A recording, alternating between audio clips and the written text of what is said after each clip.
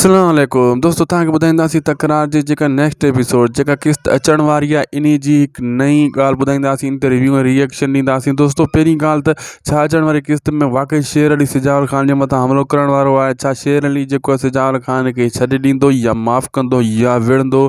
हाणे शेर अली जो कहिड़ो क़दम हूंदो सिजावर ख़ान जे ख़िलाफ़ु? ऐं नवाब ख़ान इन में केतिरो इन्वॉल्व हूंदो? नवाब ख़ान इहो चाहे थो या नवाब ख़ान दोस्तों कहिड़े दुश्मन ॿिए सां ठाह करणु चाहे थो? छा हाणे अॻियो निशानो मीर आहे, मीर सां बि ठाह कंदो नवाब ख़ान मूसा जीअं?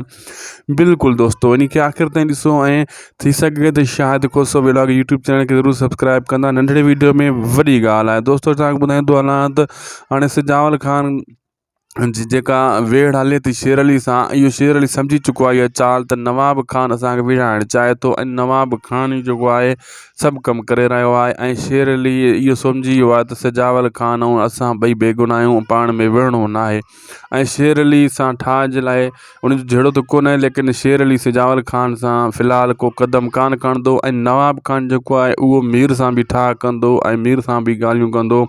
ऐं मीर मूसा जॾहिं दरिया ख़ान उनजे वश में अची विया, उनजे काबू में अची विया, त पोइ उनखे छा खपे? पोइ हू पंहिंजे सॼी दुश्मन खे टक्कर ॾेई सघे थो। लेकिन सिजावर ख़ान वक़्त खे ज़ाहिर करण जे लाइ बि पूरी कोशिशि कंदो। उनजी इहा ई कोशिशि हूंदी त मां वक़्त खे ज़ाहिर कयां।